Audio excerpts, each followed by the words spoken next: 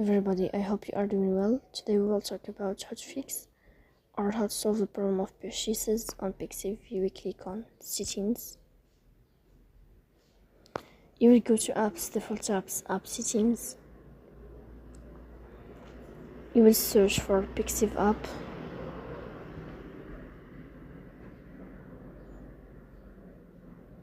You will click on First Stop and you will click OK. You will enter to storage. You will click on Clear Cache. You will turn on your airplane mode and you will turn off your airplane mode again to fix that problem.